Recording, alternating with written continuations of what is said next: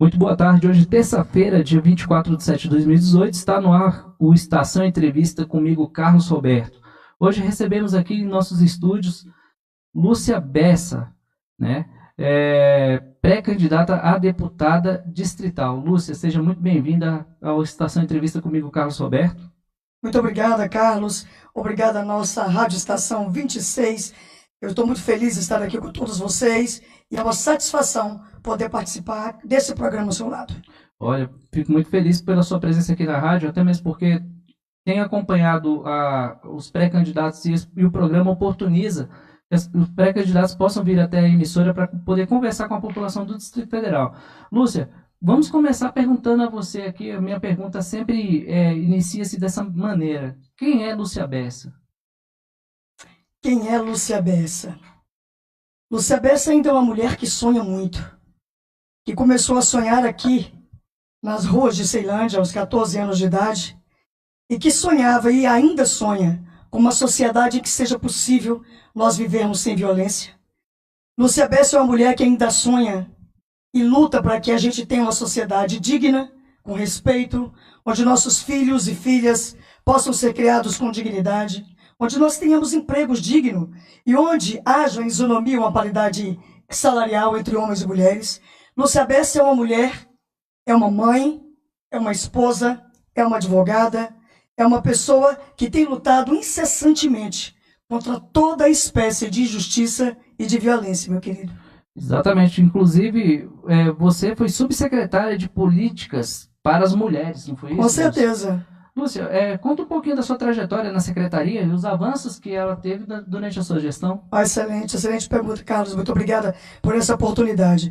Nós ficamos ali à frente da Subsecretaria de Políticas para as Mulheres, que estava dentro de um guarda-chuva gigantesco chamado SEDEST-MID, Secretaria de Desenvolvimento Social, Mulheres, Igualdade Racial, Trabalho e Direitos Humanos. Então, a subsecretaria era uma das subsecretarias que compunham essa secretaria. Nós encontramos, quando nós chegamos ali, vários desafios, mas com muito trabalho e com muita coragem, com muita força de vontade, nós chegamos ao final da nossa gestão com vários créditos e eu gostaria de compartilhar com vocês aqui. Quando nós chegamos, nós sentimos, grande parte dos servidores, com um sentimento de despertencimento àquela secretaria, com um sentimento de que aquela secretaria não fazia parte de suas vidas, e de que aquela secretaria ou aquela subsecretaria não era importante para o desenvolvimento de si e daqueles usuários e daquelas usuárias que procuravam aquela secretaria ou essa subsecretaria. Então, nosso primeiro desafio foi fazer esse chamamento, esse despertar nesses servidores e servidoras, para que elas e eles pudessem entender quão importante era o trabalho a ser desenvolvido para as mulheres do Distrito Federal. Nós criamos um projeto chamado Cuidando de Quem Cuida, onde nós fazíamos o acolhimento daqueles servidores e servidoras, suscitando neles a importância do que eles estavam fazendo, a importância de servir com excelência, a importância do serviço prestado, de modo que a mulher se sentisse também inserida nessa subsecretaria e se sentisse importante e com orgulho de dizer que mora no Distrito Federal. Então, querido, foi um dos grandes desafios. E eu quero dizer a você que nós saímos dali com grande parte desse desafio cumprido, porque ao chegar no nosso término de gestão, muitos servidores disseram: olha, doutora, agora nós sentimos que fazemos parte de um todo. E por que eu digo isso, Carlos? Porque essa descontinuidade de gestores, isso faz com que haja um desestímulo para os servidores e uma instabilidade para a população que é usuária desses serviços. Então, vários gestores ocuparam essa pasta de subsecretária de políticas para as mulheres antes de mim e agora depois de mim. Então, toda essa mudança de gestão imprime na subsecretaria um novo tipo de administração que muitas vezes torna difícil a continuidade das ações e que muitas vezes torna difícil a gente ter a confiança dos servidores e servidoras e a confiança da população. Exatamente. Olha só, durante o período que você ficou, você desenvolveu um estudo, eu estava acompanhando esse final de semana, a respeito do feminicídio com a violência política, aqui no sentido do governo em relação ao investimento. Você ficou muito assustado com os números que você viu, Lúcia, você como especialista na área? Eu fico e estou assustada, porque nós estamos agora no mês de julho de 2018 e nós já temos, até hoje, 15 feminicídios. Sim. Né? Então, são 15 mulheres que foram barbaramente assassinadas, possivelmente, quase todas, por seus companheiros ou ex-companheiros, tornando a vida de suas famílias impossível de se levar, tornando a vida dessas crianças, desses filhos dessas mulheres que foram barbaramente assassinadas, muitas vezes sem expectativa e sem esperança. Então, Carlos, a gente constata que, infelizmente, a Lei Maria da Penha não está ainda sendo suficientemente apta para inibir a violência contra a mulher. Certo. O papel do Estado, no caso, como é que você vê essa situação? Olha, há mais ou menos uns 4 ou 5 anos atrás, foi criada uma CPMI, uma Comissão Parlamentar Mista de Inquérito. Essa CPMI caminhou por todas as unidades da federação e foi feito um diagnóstico de todos os órgãos públicos que são capazes de evitar a violência, de tirar a mulher do ciclo de violência. E nesse estudo, Carlos, Brasília foi tida como a melhor unidade da federação, que tem os equipamentos mais hábeis e aptos para livrar a mulher do ciclo de violência. E mesmo assim, meu querido, nós temos uma estatística de até hoje, de 15 feminicídios no Distrito Federal. Nós temos uma estatística de um alto índice de assédio sexual. Nós temos ainda um alto índice de todas as violências cometidas contra a mulher.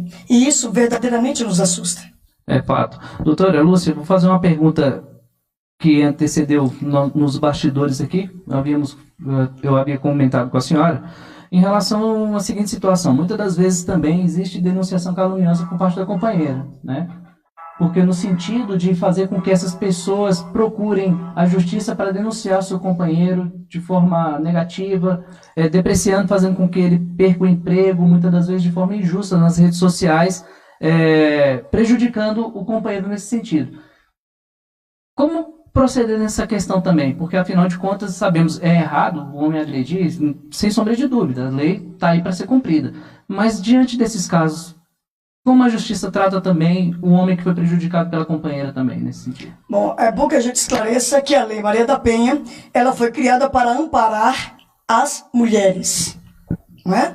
Então, o homem que se sinta agredido, ele não pode ir à delegacia da mulher pedir um amparo da Lei Maria da Penha nesses casos. Porém, a lei é erga omnes. Nós temos aí o Código Penal, que é esse homem se sentindo ofendido, se sentindo agredido por qualquer uma dessas ações que você iluminou, ele pode ir para uma das delegacias circunscricionais, registrar a ocorrência e exigir do Estado a contraprestação devida ao crime que ele sofreu, cometido por uma sua ex-companheira ou qualquer outra mulher do seu convívio. A lei é para todas, para todos, meu querido, infelizmente ou felizmente. Exatamente, olha só, e durante quando você ficou como subsecretária de Políticas Públicas para a Mulher, houveram grandes avanços. O serviço, por exemplo, das 4 centros especializados de atendimento à mulher. Muito bem. Né? A Casa Abrigo, a Casa da Mulher Brasileira e também o Núcleo de Atendimento a Famílias e Autores de Violência Doméstica. Muito bem, Carlos, você citar sobre isso. Porque muitas vezes, meu querido, as mulheres deixam de procurar os seus direitos porque desconhecem quais são os equipamentos públicos que existem para que ela possa se sentir segura e amparada. O governo do Distrito Federal tem alguns equipamentos e que é importante que se fale sobre eles, porque um dos maiores pecados do Executivo é não anunciar aquilo que efetivamente ele tem para a população. Né? E nós caminhamos nas 31 regiões administrativas dizendo para as mulheres, olha, nós temos 4 CEANs, 4 centros especializados de atendimento à mulher.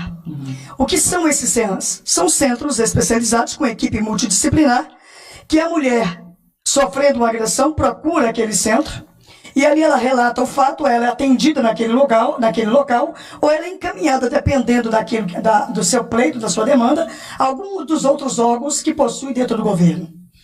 Esse CEAM, Centro Especializado de Atendimento à Mulher, nós temos um aqui no centro de Ceilândia, próximo à Caixa d'Água, nós temos um em Planaltina, nós temos um na estação da 102 do metrô, e tínhamos um que funcionava na Casa da Mulher Brasileira, na 601 Norte. Por que ele funcionava no prédio da Casa da Mulher Brasileira, que infelizmente, meu querido, encontra-se interditada 100%, e nossas mulheres hoje deixaram de contar com esse equipamento tão importante, tão essencial à vida de todas elas. Além do CEAM, temos a Casa Abrigo, que por motivos óbvios e de segurança, nós não podemos nominar o endereço. Sim, de forma nenhuma. E essa Casa Abrigo, Carlos, ela recebe todas essas mulheres em iminente risco de morte. Quando o agressor está solto, ela não pode voltar para sua residência, porque se voltar, certamente terá sua vida ceifada. Ela é abrigada nessa casa-abrigo por um período mínimo de 3 meses, podendo ser prorrogado dependendo da situação de emergência, dependendo da situação de perigo, dependendo da situação de risco.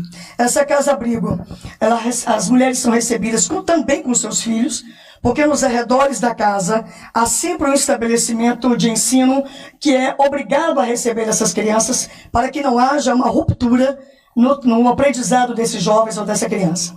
Além do CEAM e da casa-abrigo, temos 2 ônibus lilazes, que é o ônibus da mulher, onde esse ônibus deve ser encaminhado aos locais onde o braço do Estado tem mais dificuldade de chegar, que são as comunidades rurais. Né? Infelizmente, das 2 unidades móveis, somente uma funciona. Né? Nós precisamos intensificar o uso desses ônibus, porque muitas comunidades estão aguardando, ansiosas, a chegada do ônibus da mulher, para que possa oferecer a eles ali o mínimo possível dos serviços que o governo tem, para que essas mulheres se sintam mais protegidas e mais acolhidas. Olha, doutora, eu vou fazer uma pergunta aqui em relação do seu próprio estudo, né, que foi feito. As ações devem ir além da criminalização. O combate ao feminicídio requer mudanças culturais e o fortalecimento de políticas públicas voltadas para a desconstrução das desigualdades de gênero. Muito bem. Para que a autonomia e direitos das mulheres. No caso do gênero, se aplica a quê nesse sentido? Eu vou explicar para você. Essa situação, quando nós capitulamos que o problema do feminicídio é uma questão política, sim, porque o que nós entendemos? Essa situação é uma situação histórica, onde nós, mulheres, fomos criadas para sermos subalternas aos nossos homens, onde nós, mulheres, fomos criadas para sermos obedientes aos nossos homens. E se num momento qualquer de nossas vidas nós nos insurgirmos contra essas determinações e ordens do nosso companheiro, do nosso macho, do nosso amado, do nosso amante, nós recebemos uma punição. E muitas vezes, Carlos, essa punição pode ser um xingamento, pode ser um achincalho, um constrangimento, uma facada, e aí o ápice da violência contra a mulher, que é o feminicídio. Quando eu digo que o feminicídio é uma questão política, porque nós temos que enfrentar esse problema com a seriedade que o caso requer. Certo. Não somente o Estado, mas a sociedade civil, organizada ou não, precisa entender que nós estamos vivendo em uma guerra. Nós, mulheres, estamos sofrendo diuturnamente por uma questão histórica, onde o machismo ainda impera a nossa sociedade, e o machismo, querido, mata. E quando eu digo machismo, eu não estou aqui condenando o homem. Eu estou dizendo que é uma sociedade historicamente construída para nos submeter à vontade masculina. E o que nós precisamos? Nós precisamos desconstruir isso. Nós precisamos entender que eu e você somos iguais perante a lei, e que eu e você temos condições e devemos ter condições de viver harmonicamente. Eu digo sempre que nós não queremos mais, mas nós não queremos menos. Nós não queremos menos direito. O que nós exigimos e o que nós queremos é viver, Carlos. Exato. Viver dignamente. Vivermos sem violência. Exatamente. Lúcia, seu desafio agora, como pré-candidata ao Distrito Federal, né? A ser candidata a deputada distrital, não é isso? Exatamente. Sabemos que os desafios são muitos. Né? Emprego, saúde, transporte, segurança e economia. Junto com seus pares, você pretende oferecer à população, uma vez eleita, caso venha ser eleita, no dia 7 de outubro? Os desafios são muitos. Muitos. Dentro desses critérios aqui, desses pontos analisados aqui, qual é que a senhora vê com mais urgência para que Brasília possa tentar sair um pouco da UTI? Né? Carlos, se nós formos analisar toda a situação do nosso Distrito Federal, você disse bem, todas as instituições do nosso Distrito Federal estão na UTI. Nós estamos necessitando de providências urgentes e enérgicas para que a nossa população se sinta mais segura, para que a nossa população se sinta mais pertencente a esse Distrito Federal. Porque a política, querido, a política é para a população. Sim. Nós temos que fazer com que a população se sinta inserida. Então, um dos nossos grandes desafios é que a população volte a acreditar. Exatamente. Você sabe que com quem a gente conversa, aonde a gente tem ido, o descrédito é absoluto. A população não acredita nas suas instituições, a população não acredita na Câmara Distrital, a população não acredita na Câmara Federal, a população não acredita no Senado Federal, a população não acredita no Executivo, porque a população tem sofrido tanto que o descrédito, infelizmente, tem imperado. Então, um dos nossos grandes desafios é fazer com que a população se sinta pertencente a esse debate. Olha, isso é importante para você. É importante que você participe. Não anule o seu voto. Não venda o seu voto. Exato. Né? Não desconsidere o seu voto.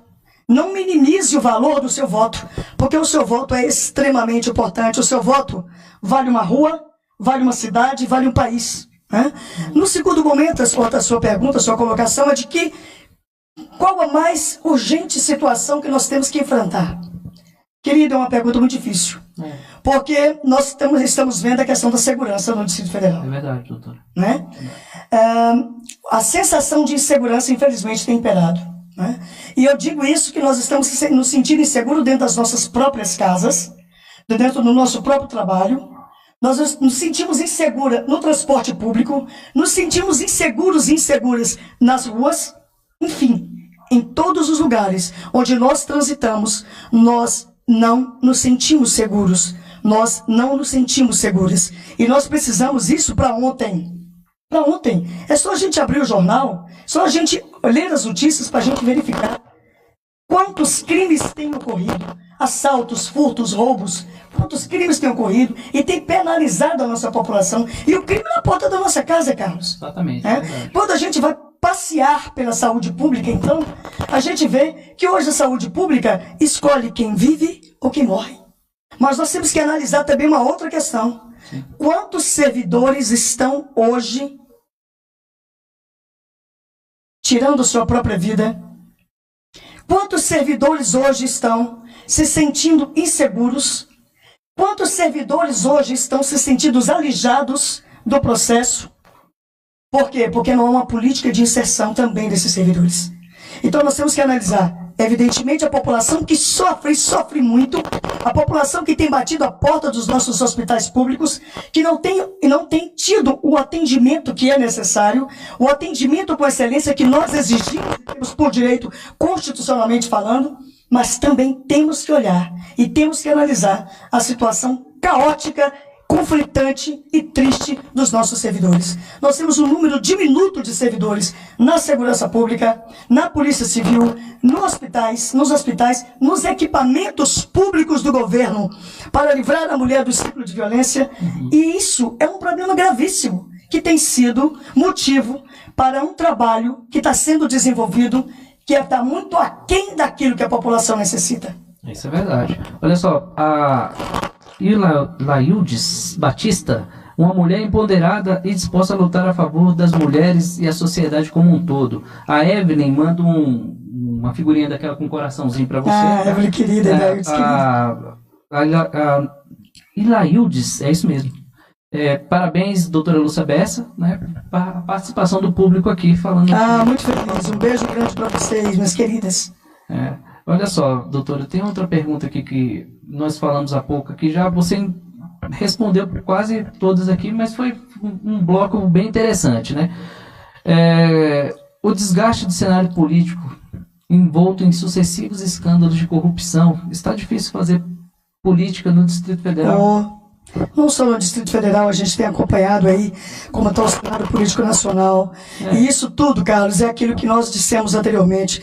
Com todo esse cenário de corrupção que tem imperado nas nossas instituições públicas, tem feito com que nós, população, nos sentimos que, olha, eu não quero mais votar, eu não quero mais participar, eu não quero... Esse movimento ou esse cenário não me pertence, mas eu quero dar um recado para toda a população que está nos ouvindo agora e que se sente assim, desacreditada, sem motivação ao menos de escolher o seu candidato. Minha amada, meu amado, esse é o momento agora de fazer valer o seu voto. O que nós precisamos é de uma renovação total na Câmara Legislativa. Exatamente. Nós precisamos que outras pessoas comprometidas com a sociedade, outras pessoas comprometidas com a população, ocupem aquele lugar. E ora, evidentemente, essa chaga que tem assolado o nosso país, que é a corrupção, é um problema que nos afeta. E nós só podemos participar disso, fazendo com que essa corrupção seja completamente afastada do nosso meio, desse país e do Distrito Federal, muitas vezes votando e ali dando o nosso voto de confiança para quem a gente conhece, porque nós precisamos conhecer em quem vai receber o nosso voto. Nós precisamos saber quais foram as contribuições que esse candidato ou essa candidata tem feito a Brasília, tem dado a Brasília. Nós não podemos mais acreditar simplesmente. Vamos atrás, vamos procurar saber quem é essa pessoa. Vamos procurar saber quem é esse candidato, essa candidata. O que esse candidato ou essa candidata tem contribuído para a sua rua, para o seu bairro, para a sua instituição, para a sua agremiação. E aí sim, após o conhecimento, a gente vai analisar se essa pessoa merece o nosso voto de confiança, a nossa credibilidade. Mas, minhas amadas, não deixemos de votar. Não deixemos de cumprir com a nossa obrigação como cidadã e como cidadão. Porque somente assim nós podemos fazer uma renovação naquela Câmara Legislativa e fazer com que Brasília seja um lugar bom de se viver e onde a população receba o que efetivamente merece. Muito bem, olha só, doutora. Uma pergunta que hoje, pela manhã, uma notícia que varreu a política do Distrito Federal, que foi a desistência de Geoffran Frejá ao governo do Distrito Federal. Seu ponto de vista em relação a essa desistência dele? Olha, há um sentimento em toda a população do Distrito Federal de que, se o Geoffran Frejá fosse o nosso governador, nós teríamos mais alento. E o que eu vejo hoje, com a desistência do nosso ex-secretário de Saúde, Geoffran Frejá, é que esse sentimento de completo desânimo e de desmotivação tem imperado a partir da notícia pela manhã. Mas eu quero dizer a vocês que está com esse sentimento agora, queridos, que ainda há esperança. Eu creio que ainda há esperança para o Distrito Federal. E pode ser até que o Geoffran Frejá ainda mude de ideia. Até dia 15 tem muita água para rolar, né? Muita água vai rolar. Doutora, uma pergunta que eu vou fazer para a senhora é o seguinte. Em relação aos desafios de Brasília para os próximos 50 anos, uma vez que a senhora tem a oportunidade de sentar na cadeira de distrital, como a senhora imagina a cidade daqui a um bom período, esse tempo todo? Eu vou dizer para você, Carlos, eu imagino e tenho lutado para que nós tenhamos um lugar melhor para os nossos filhos e filhas. O que eu espero para Brasília, o que eu espero para o Distrito Federal e o que eu espero para a população do Distrito Federal é que nós tenhamos um número diminuto de desempregados ou nenhum desempregado ou desempregada. O que nós esperamos é que não haja mais preconceito e discriminação contra as mulheres, que as nossas mulheres vivam com dignidade, que os nossos jovens e as nossas crianças tenham escola em tempo integral, que as nossas crianças e jovens tenham creche também com horário estendido e que tenham também possibilidade de ter a creche noturna onde os homens, onde os pais e as mães que quiserem fazer o seu curso, quiserem aumentar a sua escolaridade para assim dar uma melhor condição de vida aos seus filhos, tenham onde deixar suas filhas e filhos. O que eu espero para Brasília, o que eu espero para essa população é que nós tenhamos mais segurança, que nós possamos sair das ruas de cabeças erguidas, sem medo de sermos assaltadas, assaltados, mortas e mortos. O que eu espero é que a taxa tributária diminua. O que eu espero é que esse país cresça. O que eu espero é que o Distrito Federal e Brasília possa fazer a população dessa cidade tão sofrida feliz. Olha só, já estamos chegando ao final da nossa entrevista. Queria que você deixasse um recado para a população do Distrito Federal, para que você possa falar com eles. Eu quero agradecer mais uma vez a você, Carlos, a Yelton, nosso parceiro, companheiro de todas as horas, agradecer a nossa rádio, Estação 26, Rádio Web, agradecer a todas as pessoas que estão mandando agora aqui os seus comentários, as suas perguntas, e dizer com uma felicidade muito grande poder falar um pouco para todas vocês, para todos vocês, sempre suscitando a cada um e de cada um de vocês a vontade de se unir a esse grande projeto que é de fazer Brasília um lugar melhor para a sua população, para que a gente possa fazer de Brasília e do Distrito Federal um lugar melhor de se viver. É isso que nós desejamos e lutemos para que esse momento seja o mais breve possível e que a partir de outubro nós possamos elevar a Brasília a um patamar, elevar a população de Brasília a um status de população que tem orgulho de morar na sua cidade. Olha só, esse aqui foi a Estação Entrevista comigo, Carlos Roberto, oportunizando você, eleitor, a fazer sua escolha correta no dia 7 de outubro. Então não venda, não negocie o seu voto, faça a sua escolha. E o nosso programa oportuniza os pré-candidatos a virem conversar com você e levar as ideias deles para o governo do Distrito Federal a partir de 2019. Então fiquem com Deus e até daqui a pouco com mais uma Estação Entrevista. Um grande abraço e é um prazer muito grande estar aqui com vocês.